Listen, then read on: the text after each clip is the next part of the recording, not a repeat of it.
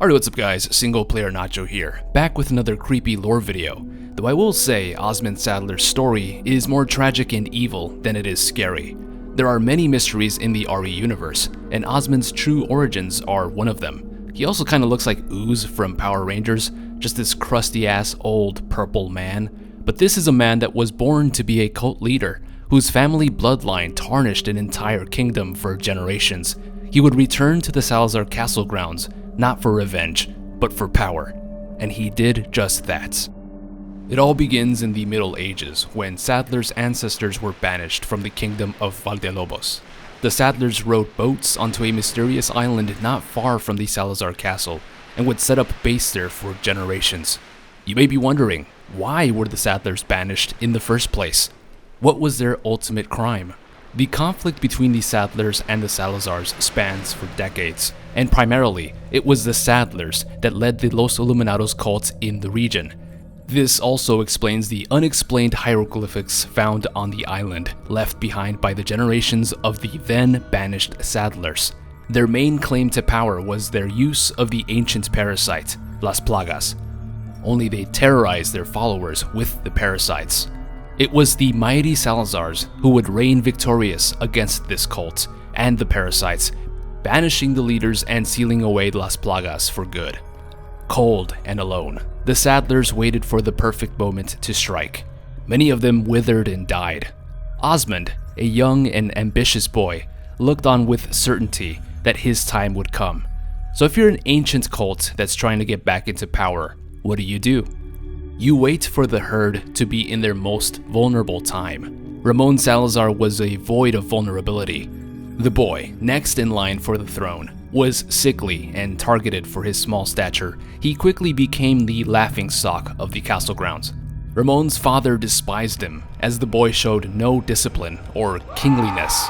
Ramon instead brutalized his people for just looking at him sideways. And then, a fateful day. Ramon's father, King Diego, had died suddenly. Suspiciously, however, he died of unnatural circumstances, with the castle servants saying that it was the work of the devil, or in this case, Osmund Saddler. Ramon becomes the king, and he ruled the kingdom like his own personal slaughterhouse, torturing thousands and killing in untold numbers. For Osmund, this was it. This was the perfect time to infiltrate the castle, by promising Ramon with unlimited power, by unearthing the ancient parasites left underneath the kingdom long ago. Essentially, Osmund would play the role of the serpent in Ramon's ear, and everything that Saddler commanded, Ramon followed through. The Los Illuminados were officially back in full force. They'd come back from the dead. And all it took was one easily influenced, easily manipulated young leader in Ramon Salazar. The Los Illuminados arrived in droves. Their hooded, shadowy figures took hold in the village, forcing themselves upon the village folk. Osmund Saddler at the helm. They, one by one, infected the townspeople with a so-called gift. It was actually a flesh-eating parasite that implanted itself inside their bodies, acting as a host. Though unnatural and evil by definition, Las Plagas did in fact give the villagers gifts, limb regeneration, strength, and a longer lifespan. But not everyone that was given this gift was lucky. The villagers had nowhere to run, nowhere to hide. Families were separated, but the young ones had none of those luxuries. The children were not suitable hosts for the parasite. Their tiny bodies were hardly fit to endure an invasion of deadly chemicals and ancient biology. Slowly, but surely, the village got more and more quiet. The faces of mothers and fathers turned cold and expressionless. Every single child in the village died at the hands of Las Plagas. The families didn't even have the proper chemical reactions to mourn the loss of their kids. They'd become brain-dead cult followers, blindly being led by a man whose ultimate destiny was to return Los Illuminados to its proper glory. There is genuinely no regret, no remorse, no sense of anguish when you look into the eyes of Osmund Saddler. All of his actions were for the greater good, in his mind, and for the survival of the parasites. For the longest time, this man's origins were truly a mystery, but no longer. From birth, he followed his ancestors' words to heart, knowing that his ancient religion would see the light of day once again. That is all he knew, a hunger for power that would one day be satisfied. He's now known as Lord Saddler, Prophet of Las Plagas, and in the eyes of many, the devil himself. Alright, so now we're going to look at the trivia, fast facts, and mysteries behind Osmund Saddler. This is sort of like a free-roaming conversation about the character and my own personal opinions around his story. So first of all, one little trivia fact is Osmund Saddler is the only Las Plagas carrier that does not have red eyes. Every ganado, every cultist, every island ganado has red eyes. The sub-bosses have red eyes. Just Osmund is exclusively non-red-eyed. More interesting than that, though, is the fact that he has multiple eyes when his final transformation happens. It's just kind of like a power play, I think. You know, he is the owner of that giant staff. He kills a lot of the protagonists, which is a very important fact also, essentially making him the leader, not just in terms of spewing a bunch of religious jibber jabber behind the Las Plagas. This guy is the real deal. He is infected with the Master Plaga. And just look at how we're introduced slowly into Osmund Saddler's story. It's a very slow burn. We're not introduced to this guy right away. In fact, it happens, I think, after a couple of missions into the game. His reputation precedes himself more than the character himself. Like, we're starting to see portraits of him throughout the village. That's a very huge power play, you know, making sure that all of his followers love him and are devoted to every word that he spews out. Though he is pretty ancient, and I think, you know, he has some regenerative abilities which helped him keep his age for so long. He's not dumb. He's like playing into modern cult leader fashion, making sure that everyone falls in line. This guy's pretty up to date in that regard. He's also up to date with what's going on around the world.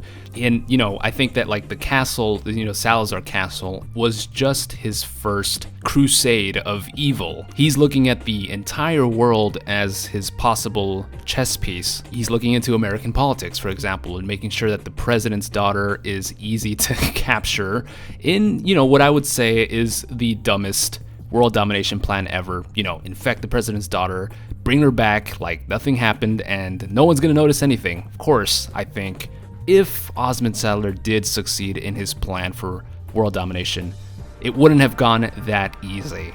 But to get to that sort of power play, he would do anything. He made connections with the most horrible people, and you have to remember this as well. Osmund Saddler isn't necessarily connected to anyone from Umbrella. This guy is ancient cult. That's it. That's who he answers to in his heart. But to get to the other things that he wants, he happily enlisted Jack Krauser. I think he might have had some communications with other people, you know, with Luis Serra. He had connections as well. Just no problem in making friends with really bad people and really bad corporations, modern corporations, that he couldn't have possibly gotten as far as he did without these things. And as for the actual personification of Osmund Saddler, like his personality, he's presented himself as this wise, quiet, not very impulsive in any regard. This man sticks close to the script. He does not venture far from it. Look at the conversations he has with Leon. After having defeats, he doesn't show any emotion, really. He's just trying to make sure that he comes off as a powerful, powerful figure, and that's obviously, again, just a page right off the cult leader hand guide. That's why I think that his final boss fight is so effective. We finally see this monster unravel right before our eyes in ways I don't think we could have picked up on, you know, seeing him in other cutscenes. The only time he slipped up was killing Luis Serra in front of Leon. I think that's when really he had to pull the hammer down, or in this case, the fleshy Los Iluminados Plaga, disgusting squid hammer. And it was a boss fight that obviously ultimately ends in his demise, which was coming. I mean, obviously bad guys gotta die. But besides that, I think He was very irrational in his plan to dominate the world. Thing is, he was so attached to this religion, Los Iluminados religion, that he couldn't possibly have gotten that far in terms of his influence. You know, this ancient thing into a modern world. It's not gonna happen. It's just not gonna happen. Though I will say, if you take into account Resident Evil 5 and 6, or I would say it's 6 more than 5, we get to see a little bit of his pull, the aftermath of RE4, into the insane chaos that happens in RE6, of course. Whether that's canon or not at this point, we don't know. But Osmund Saddler's influence still holds after RE4, in very slight bursts. So overall, I gotta say, this was a very interesting villain. Obviously, when this game just came out, I think effective in the manner of being the final boss. Again, just unraveling before our eyes. You know, not being connected to any of the past iterations in Resident Evil. This was a brand new, fresh villain, and just the quiet nature, the quiet evil nature that he presents. Very, very effective boss overall, I gotta say. Well, thank you so much for checking out this video. I hope you enjoyed it. What were your impressions of Osmund Saddler at first? Did you like him? Do you hate him as a villain? Let me know in the comments down below. Any of his history, any facts would also be awesome, just so we can discuss his character further. Don't forget to like and subscribe for more horror lore, lists, and mysteries. Have an awesome rest of your day, and as always, stay single. Remember.